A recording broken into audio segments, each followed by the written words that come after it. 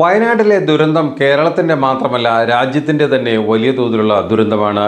ഇതിനെ സഹായിക്കുന്നതിനായി ഇതിൽ ഉൾപ്പെട്ടവരെ രക്ഷിക്കുന്നതിനായി വിവിധ തരത്തിലുള്ള സഹായ സഹകരണങ്ങൾ മറ്റും വാഗ്ദാനം ചെയ്തുകൊണ്ടാണ് ഓരോ ഘട്ടത്തിലും മലയാളികൾ മുന്നോട്ട് നീങ്ങുന്നത്. ഇവിടെ രാഷ്ട്രീയം കാണാതെ പ്രവർത്തിക്കുന്ന വലിയ ഒരു സമൂഹമായി ഈ നാട് ഒന്നാകെ മാറിയിരിക്കുന്നു. ഇതിനിടയിൽ വി.ഡി. സതീശൻ അടക്കമുള്ളവരും അല്ലെങ്കിൽ രമേശ് ചെന്നിത്തല സർക്കാരിൻ്റെ ഫണ്ടിലേക്ക് മുഖ്യമന്ത്രിയുടെ ദുരിതാശ്വാസ നിധിയിലേക്ക് പണം നൽകിയതിനെയെല്ലാം വിവരിച്ച് കെ സുധാകരൻ അടക്കമുള്ളവരും അതോടൊപ്പം തന്നെ കേരളത്തിലെ ദുരിതാശ്വാസ പ്രവർത്തനങ്ങളും മറ്റ് ഇടപെടലുകളെയെല്ലാം വിമർശിച്ചുകൊണ്ട് സുരേഷ് ഗോപി അടക്കമുള്ള BJP നേതാക്കളും ഒക്കെ രംഗത്ത് വരുമ്പോൾ നിങ്ങളെ ഒരു പഴയ കാലത്തിലേക്ക് കൊണ്ടുപോവുകയാണ്. 1991 ആരും മറക്കാനിടയില്ലാത്ത കാലഘട്ടം. അന്ന് കേരളം ഭരിക്കുന്നത് കോൺഗ്രസ് ആണ്, UDF ആണ്. അന്നത്തെ കേരളത്തിൻ്റെ മുഖ്യമന്ത്രി മുരളീധരൻ്റെ പിതാവായ കെ കരുണാകരനാണ്. ലീഡർ കരുണാകരൻ ഈ സംസ്ഥാനത്തിൻ്റെ ഭരണം നടത്തുമ്പോഴാണ് 1991 ഒരു വലിയ തോതിലുള്ള പ്രളയം ഉണ്ടാകുന്നത്. ഈ പ്രളയമുണ്ടായ കാലഘട്ടത്തിൽ അന്നത്തെ ഉണ്ടായിരുന്ന സംവിധാനങ്ങൾ അനുസരിച്ച് അന്ന് ഇൻ്റർനെറ്റോ അതല്ലെങ്കിൽ ഇത്തരത്തിലുള്ള വാട്സപ്പ് കൂട്ടായ്മകളോ അല്ലെങ്കിൽ ഫേസ്ബുക്ക് കൂട്ടായ്മകളോ ഒന്നുമുള്ള ഒരു കാലഘട്ടമല്ല. 1991 ഈ പറയുന്ന സോഷ്യൽ മീഡിയ പ്ലാറ്റ്ഫോമുകൾ ഒന്നും തന്നെയില്ല. വിൻഡോസ് 1085 പോലും എത്താത്ത കാലഘട്ടം. വിൻഡോസ് 98 ഇറങ്ങിയതിന് ശേഷം മാത്രമാണ് ജനങ്ങൾ അല്പമെങ്കിലും ഈ മേഖലയിലേക്ക് അല്ലെങ്കിൽ വിവരസാങ്കേതിക വിദ്യയുടെ കമ്പ്യൂട്ടറിൻ്റെ മേഖലയിലേക്ക് ആളുകൾ കടന്നതുപോലും വിൻഡോസ് 98 ഇറങ്ങിയതിന് ശേഷമാണ്. അതിനു മുമ്പുള്ള കാലഘട്ടം അത്ര സുപരിചിതമല്ലാത്ത ഇൻ്റർനെറ്റുമായോ മൊബൈൽ ഫോണോ സ്മാർട്ട് ഫോണുകളോ ഒന്നുമില്ലാത്ത കാലഘട്ടത്തിൽ ഒരു വിഷയമുണ്ടായാൽ അറിയാനുള്ള മാർഗം എന്ന് പറയുന്നത് ദൂരദർശൻ്റെ വാർത്തയോ അതല്ലെങ്കിൽ ആകാശവാണിയുടെ വാർത്തയോ ഒക്കെയായിരുന്നു.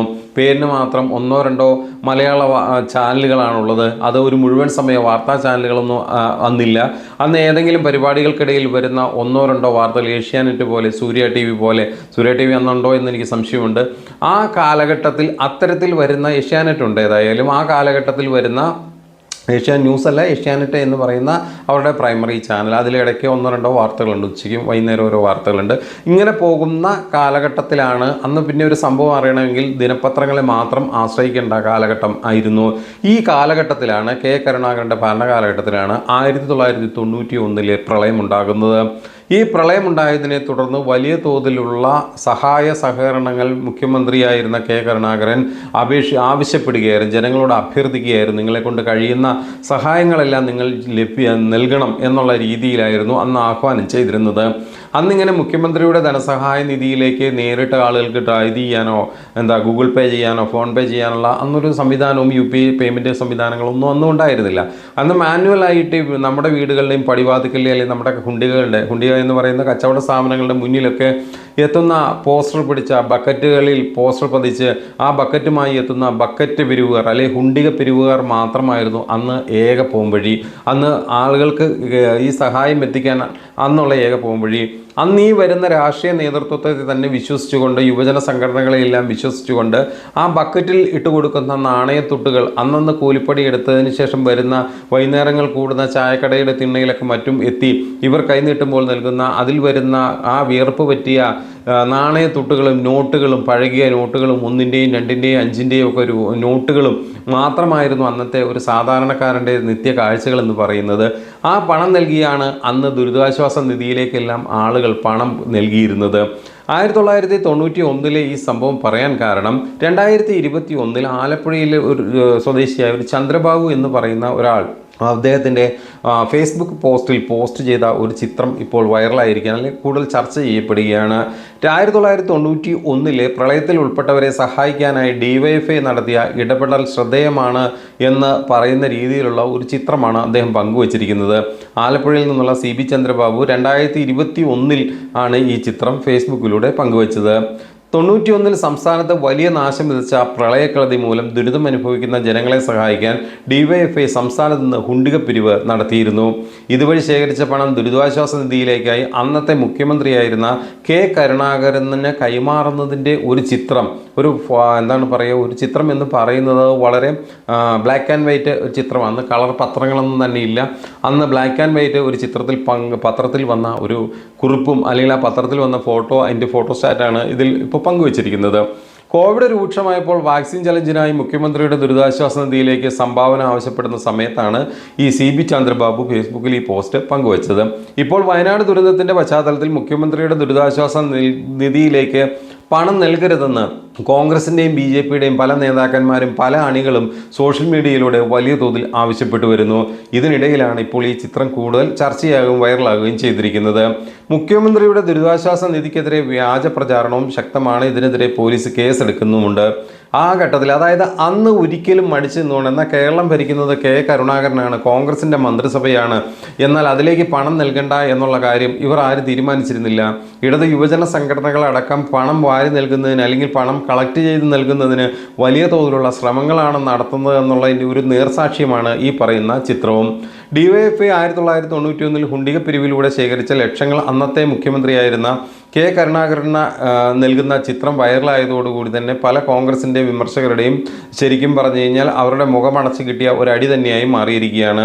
സംസ്ഥാനം ഇപ്പോൾ കടുത്ത പ്രതിസന്ധിയിലാണ്. ദുരിതബാധിതരെ സഹായിക്കാനായി രാഷ്ട്രീയം നോക്കാതെ ഓരോരുത്തരും മുന്നിട്ടിറങ്ങുകയായിരുന്നു.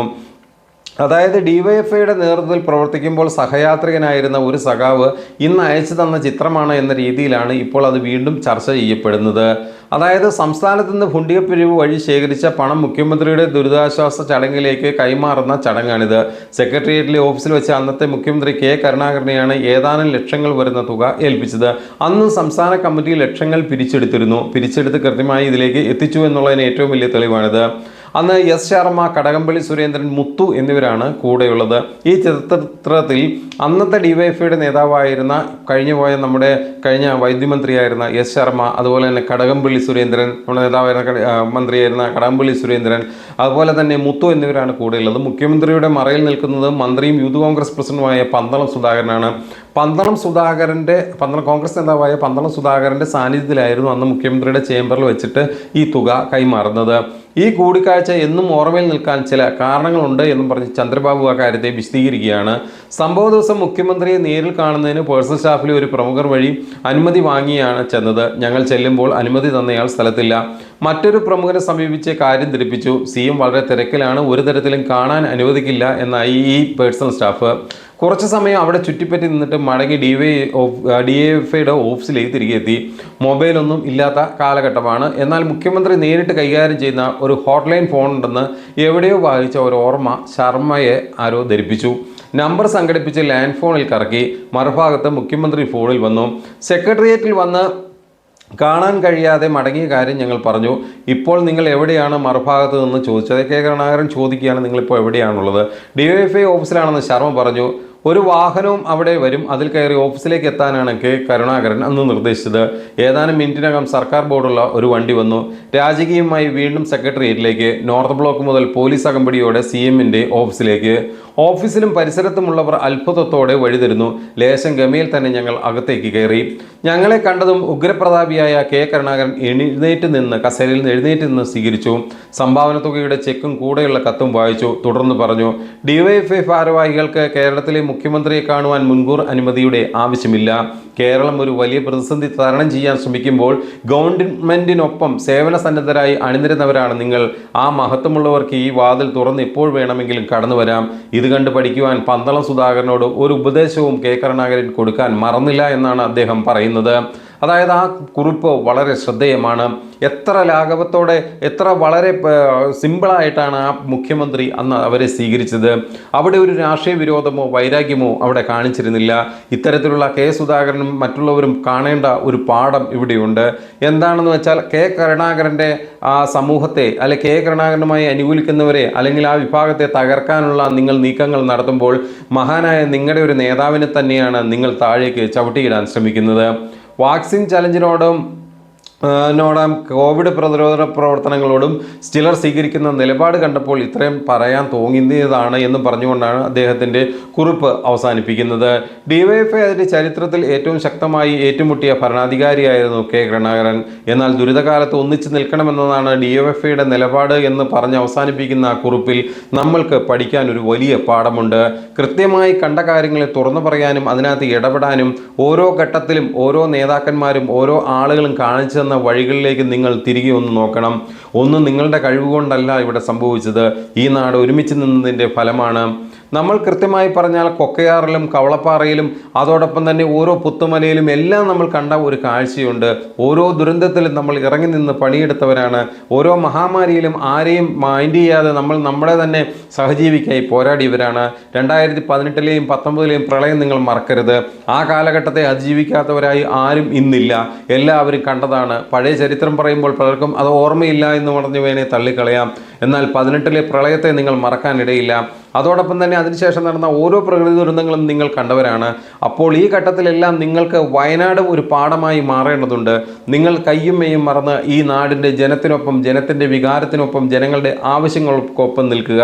അതല്ലാതെ തമ്മിലടിച്ച് നിങ്ങൾ തീരുമ്പോൾ ഇല്ലാതാകുന്നത് നിങ്ങളുടെ മുൻഗാമികളായിരുന്ന നെഹ്റുവിൻ്റെയും ഗാന്ധിയുടെയും അതോടൊപ്പം തന്നെ കെ കരുണാകരൻ്റെയും എല്ലാം അത്തരം വ്യക്തിത്വങ്ങളെയാണ് നിങ്ങൾ തകർത്തെറിയുന്നത് എന്നുള്ള കാര്യം ഒരു കോൺഗ്രസ്സുകാരനും മറക്കരുത്, ഒരു BJP-കാരനും മറക്കരുത്. നിങ്ങൾ ഫേസ്ബുക്ക് പോസ്റ്റ് ഇട്ടോ എത്ര കൂടി അപമാനിച്ചു വിട്ടാലും ഞങ്ങൾ പിന്നോട്ടില്ല.